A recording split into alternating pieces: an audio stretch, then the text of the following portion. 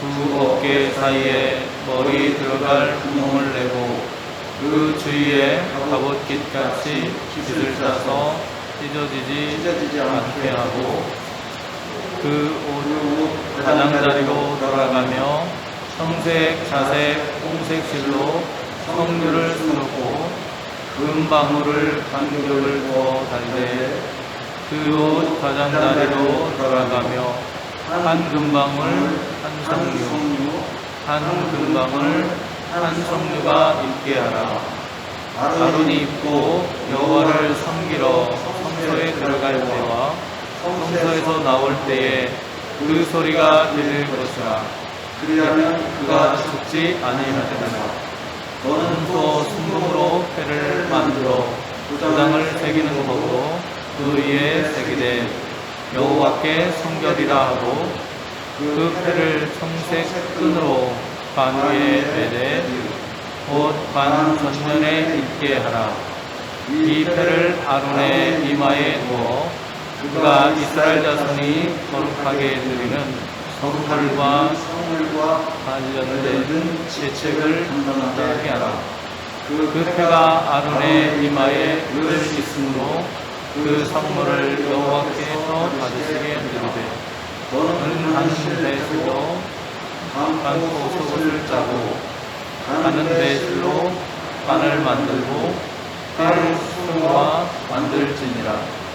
너는 아론의 아들을 위하여 속옷을 만들며 그들을 위하여 띠를 만들며 그들을 위하여 관을 만들어 영화롭고 아름답게 하되 너는 그것들로 내 형 아론과 그와 함께한 그의 아들들에게 입고 그들에게 기름을 부어 위임하고 거룩하게 하여 그들이 제사장 직분을 내게 하게 할지며 또 그들을 위하여 새로운 속바지를 만들어 허리에서부터 두 넓적다리까지 이르게 하여 하체를 가리게 하라.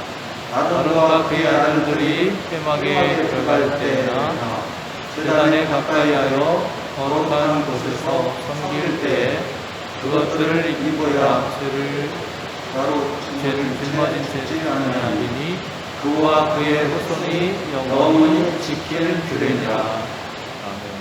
교회를 부르는 이름이 몇 개쯤 될까요? 지금 거의 교회 이렇게 거의 부릅니다. 성전이라고 부르고요.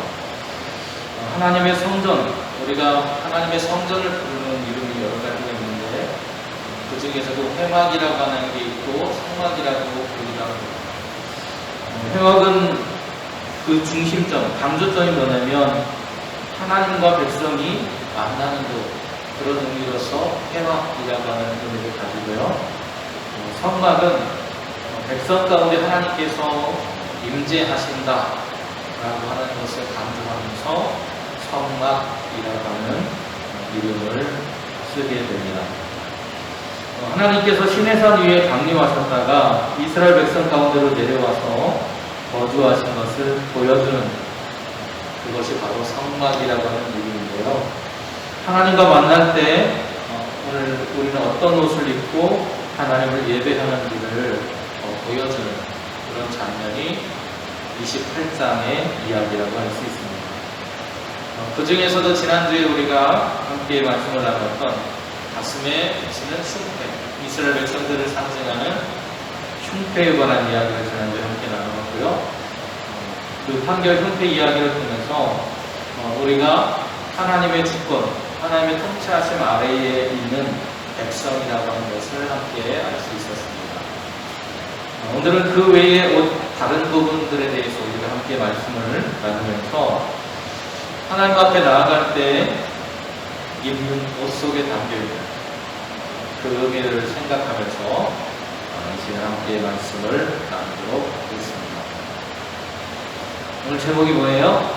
여호와께 성결, 하나님 앞에 성결해야 된다는 그런 이야기를 하고 있습니다. 같이 한번 말씀 36절 말씀 한번 더 읽어보겠습니다. 너는 또 순금으로 패를 만들어 도장을 새기는 법으로 그 위에 새기되 여호와께 성결이라 하고. 아멘. 지난주에 그 제사장의 옷, 에봇이라고 하는 것을 우리가 함께 바라볼 수 있었고, 그리고 지난주에 바라보았던 것은 그 위에 입었던 흉패라고 하는 것을 함께 우리가 말씀을 나눴는데요. 그 에봇과 흉패, 그 사이에 있는 옷이 있습니다. 그것을 에봇 받침 겉옷이라고 하는데, 그 에봇 받침 겉옷에 대한 이야기를 해보려고 합니다.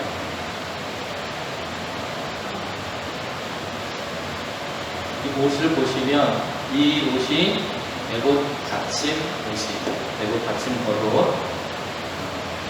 원래는 파란색, 홍색, 약간 붉은색이 들어있는 자줏빛이 되는 그런 파란색이라고 보면 되겠습니다. 우리가 빨간색 계통, 붉은 계통에 더 가까운 옷이에요. 그림이 이거밖에 없어서 제가 이렇게 기사들을 확인했지만 초록색은 아니고요, 파란색 계열이라고 보시면 되겠습니다. 이 제사장 옷 중에서도 겉옷에 대한 얘기인데요.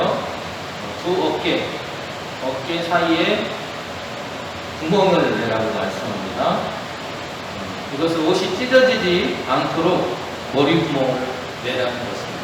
머리 들어오는 것이, 우리도 옷을 입을 때 여기 티셔츠나 이런 걸 보면 가운데 구멍이 나서 머리를 집어넣는 옷을 입잖아요. 그것처럼 머리가 들어갈 수 있는 구멍을 내라고 하는 것입니다. 이 지시 속에는 제사장의 예복이 온전하고 흠이 없는, 옷조차도 찢어지는 그런 모습이 아니라 흠이 없는 모습이어야 된다라는 것을 말하고 있습니다. 이 옷조차도 흠이 없게 하려면 어떻게 될까요? 우리의 마음은 더욱더 말할 필요가 없겠죠. 경건한 마음, 옷조차도 흠 없이 입으려고 하는 그런 경건한 마음으로 그 옷을 만들고 입어야 된다는 것입니다. 그리고 그 옷의 가장자리에는 색실들을 통해서 수를 놓았습니다. 무엇을 수놓았냐? 석류라고 하는 것을 수놓게 됩니다. 그리고 그 석류와 석류 사이에는 금 가물이라고 하는 것이 담기겠죠.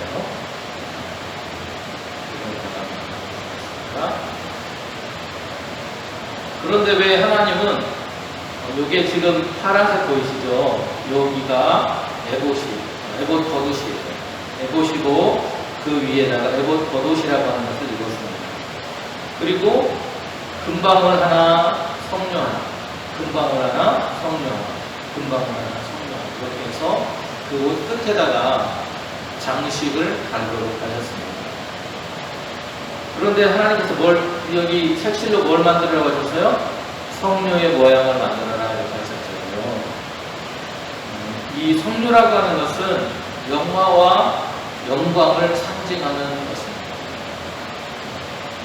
이 석류의 끝에 보면 뭐처럼 생겼어요? 여기가 뭐처럼 생겼어요?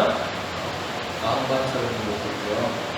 그래서 영화와 영광을 상징하는, 마치 왕권을 상징하는 것처럼 이렇게 기어져 있습니다. 그래서 이러한 모양으로 색실을 통해서 수를 놓고 그것으로 이런 장신거를 만들으라고 하셨습니다.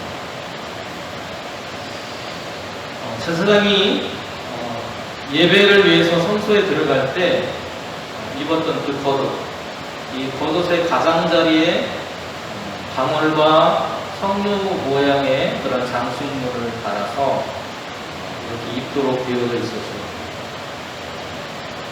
그런데 이 겉옷에 방울이 달려있죠. 그죠? 사람이 움직이면 어떻게 될까요? 걸어가면, 제사장이 걸어가면 어떻게 될까요? 딸랑딸랑 소리 나겠죠. 그죠? 이 옷을 입고, 그리고 제사장이 성소에 들어갈 때는 항상 발에다 뭔가를 쳤는데, 그게 뭐였냐? 밧줄로 발목에 끈을 묶어놨습니다. 이상하죠? 제사장이 하나님을 예배하기 위해서 성소에 들어가는데 발목을 묶어놨대요. 그리고 옷자락에는 방울을 한 옷을, 겉옷을 입고 들어가야만 했다는 것입니다. 걸어갈 때마다 딸랑딸랑딸랑딸랑 소리가 나요. 이건 대제사장을 위한 것이었습니다. 제물을 바치고 성소에서 지성소 사이를 왔다 갔다 할 때 제사장이 어떤 행동을 취할 때마다, 그렇죠? 걸어갈 때마다, 또 촛불을 켜놓을 때 움직일 때마다, 또 떡상에 떡을 놓으려고 움직일 때마다, 그런 것들을 할 때마다 어떻게 돼요? 딸랑딸랑딸랑딸랑 소리가 나요. 그 방울 소리를 들으면서 대제사장은 어떤 생각을 했을까요? 나는 지금 누구 앞에 서 있다? 하나님 앞에 서 있다라는 것을 생각했습니다. 내가 지금 여기에 사람의 옷을 입고 서 있지만 나는 사람 앞에 서 있는 게 아니고 누구 앞에 서 있는 거예요? 하나님 앞에 서 있다라고 하는 마음가짐을 가지고 그 일들을 행했다라는 거예요. 금방울하고 석류가 부딪힐 때마다 딸랑딸랑 소리가 났을 것입니다. 율법의 말씀이 자신을 향해서 소리를 울림으로 인해서 경건케 그리고 겸손케 함으로 자신이 하나님 앞에 서 있다라고 하는 의미를 가지고 있습니다. 제사장이 제사 드리러 성소에 들어갈 때 발목에 뭘 찼다고요? 뭘 찼다고 그랬어요? 밧줄. 왜 밧줄을 찼을까요? 왜 하나님 앞에 제사 드리러 가는데 발목에 밧줄을 찼을까요? 만약에 이 사람이 제사를 드리다가 하나님 앞에 죄를 짓는 일을 했다고 생각을 해보세요. 그럼 어떻게 될 거예요? 하나님이 진노하시겠죠. 하나님이 진노하시면 어떻게 돼요? 벌을 내려서 제사장이 죽을 수밖에 없습니다. 제사장이 죽으면 어떻게 해야 돼요? 꺼내와야죠, 그죠? 그런데 지성소나 이런 곳에 아무나 들어가는 게 아니고 누구만 들어갈 수 있어요? 지성소에는 대제사장만 들어갈 수 있습니다. 만약에 지성소에서 제사장이 죽었다고 하면 이걸 꺼내올 수 있을까요? 없을까요? 다른 제사장이 세워져서 그 사람을 데리러 나올 때까지는 시체를 꺼내올 수 없다. 그러면 하나님의 성전이 어떻게 돼요? 성막이 더럽혀지죠. 그래서 그 시체를 꺼내기 위해서 뭘 발목에 붙였냐면 밧줄을 붙여는 겁니다.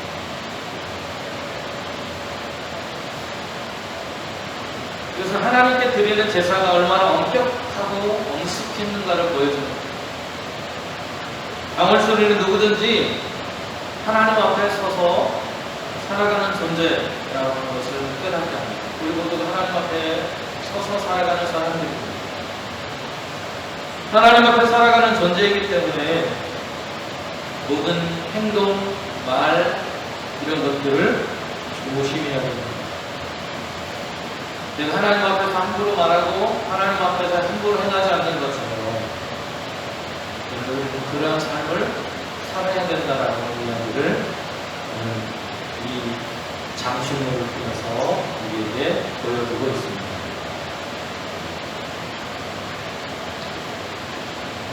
그래서 지난번에 우리가 이렇게 흉패라고 하는 것을 함께 보았고요. 그리고 오늘은 석류와 금방울이 들어있는 겉옷에 대한 이야기를 했습니다. 그리고 이제 폐에 관한 이야기로 넘어가 볼게요. 각. 우리가 어떤 사람이 공직에 오르면 뭘 썼다고 그래요? 관을 썼다고 합니다. 그죠? 예전에 조선시대나 이럴 때 사람들이 관직에 오르면 뭘 써요? 모자를 쓰죠. 그게 관이에요. 그래서 관을 썼다고 합니다. 그 관에 순금으로 만든 패를 달도록 했어요. 우리 집에는 뭐가 붙어 있어요? 문패라고 하는 게 붙어 있죠. 그죠? 이 집은 누가 살고 이 집에 사는 사람이 이런 사람입니다. 그 사람에 대해서 알려주는 패가 붙어 있습니다. 이것처럼 하나님을 예배하는 제사장의 모자에는 순금으로 되어 있는 패가 붙어 있었습니다. 보이시죠? 어디에 붙어 있어요? 관에, 이 사람이 쓰고 있는 관에 패가 붙어 있는데 그 위치가 어디예요? 어디요? 이마. 우리가 어린아이들이 뭐 잘못을 하거나 어떤 행동을 하면 네가 한 것을 어디에 붙여놨다고 말하고 있어 어른들이요? 야, 네 이마에 다 써있다 그러잖아요. 그죠? 이마는 뭐를 상징해요? 죄의 장소를 상징해요. 죄의 장소. 이스라엘 자손이 거룩하게 드리는 성물에 죄책을 담당하는 게 이 이마에 붙어있는 패입니다. 죄를 담당하는 거예요. 그런데 그 패가 이름이 뭐라고 되어 있어요? 여호와께 성결. 하나님 앞에 우리는 어떤 삶을 살아야 된다고요? 성결한 삶을 살아야 됩니다. 그렇게 제사장의 이마에 붙여줍니다. 성결이라고 하는 것은 언어로 하면 커드시라고 하는 말이 쓰였습니다. 세속적인 죄로부터 멀리 떨어져서 구별되어진 것을 말합니다. 원래 카데시라고 하는 그런 말은 무겁다는 뜻입니다. 무거운 것, 중요하다는 그런 의미를 가지고 있습니다.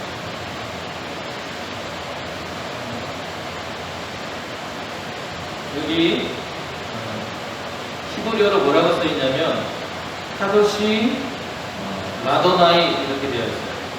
원래 카도시 엘하고 라도나이 여호와라고 우리가 흔히 말하는 말이죠. 이스라엘 사람들은 여호와라는 이름을 부르지 않아요. 대신에 뭐라고 부르냐면 아도나이라고 부릅니다. 아도나이는 주님이라는 뜻이에요. 주님. 하나님을 부를 때 아도나이 이렇게 불러요. 우리가 흔히 성경에 여호와 이렇게 되어 있는 그 말이 이스라엘 사람들은 여호와 이렇게 읽지 않고 아도나이 이렇게 있습니다. 이게 카도시 라도나이 이렇게 되어 있어요.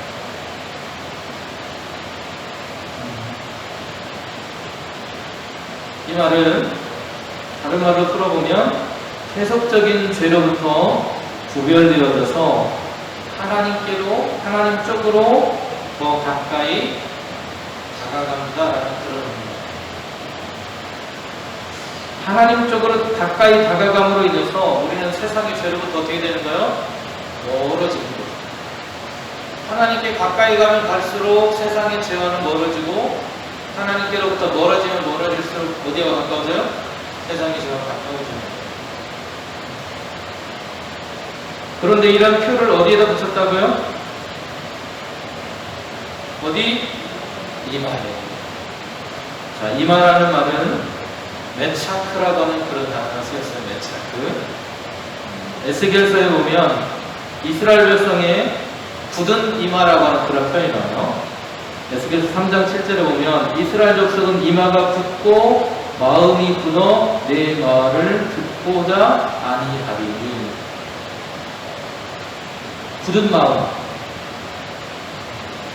이마는 뭘 상징한다고요? 굳은 마음을 상징합니다. 그 굳은 마음에 하나님께 성결, 하나님께 가까이 가야 된다라고 하는 그런 말을 붙여놓았다라고 하는 겁니다.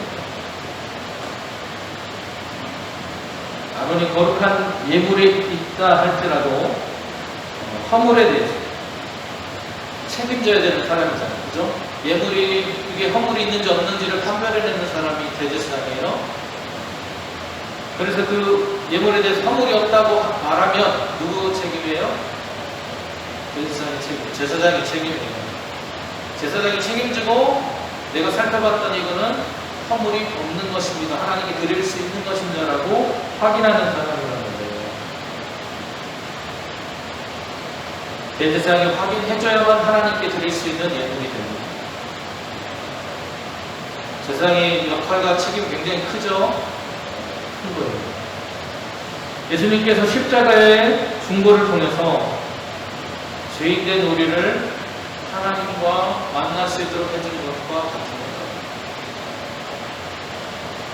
제사장은 이마에 묻힌 피를 통해서 거룩하신 하나님과 세속적인 백성들이 만날 수 있도록 해주는 역할을 해주었습니다.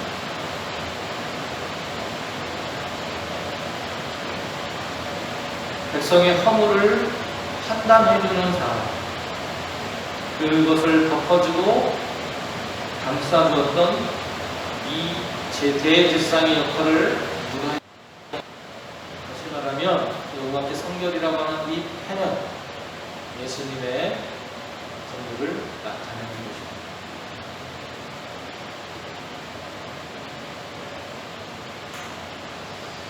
아론의 아들들이 입어야 할 제사장의 예배에 대한 지점들을 우리가 살펴보았습니다. 여기에는 후반부에 속옷과 띠와 반에 관한 이야기들이 더 나오게 돼요. 이것들은 기름을 부어서 세워진 직분을 맡은 사람들에게 입혀지는 것이었습니다. 거룩하게 구별하여서 주님을 섬겨야 된다는 의미. 아론과 그의 아들들에게 구별된 속옷을 입히고 또 기름을 붓고 제사장의 그런 임무를 맡아서 위임하여 주므로서 이제는 그들이 거룩히 주님을 구별하여서 주님을 섬기게 되는 것입니다. 우리는 세상과 구별된 거룩한 백성입니다. 이때 당시는 제사장들에게만 이런 일을 부여했다면 오늘 성경은 우리가 성도들이 거룩한 제사장이라고 말하고 있습니다. 오늘 우리가 그렇게 섬겨가는 거예요. 하나님을 만나는 우리의 삶은 그러면 어떻게 돼요? 세상과 구별되어져 있어요. 그리고 그 하나님을 만나는 우리의 삶은 성결한 삶이어야 합니다. 우리에게 맡겨진 사명을 감당하기 위해서 우리는 세상과 구별되어진 삶을 살아야 합니다. 그래서 그러나 세상과 떠나서 살아가는 건 아니에요. 우리도 여전히 세상 속에 살아가지만 구별된 삶을 살아야 된다는 그 구별된 삶으로 우리가 세상 속에 살아갈 때 하나님은 우리가 서 있는 그곳, 그 장소가 성전이라 말할 것이고 그곳이 거룩한 곳이라고 말씀하십니다. 오늘 바로 여러분이 서 있는 바로 그 자리가 여러분들이 헌신하고 섬길 자리라고 하는 사실을 기억하십니다. 여러분이 가정에 있으면 어디가? 가정이 성전이 되고요. 여러분이 직장에 계시면 직장이 성전이 됩니다.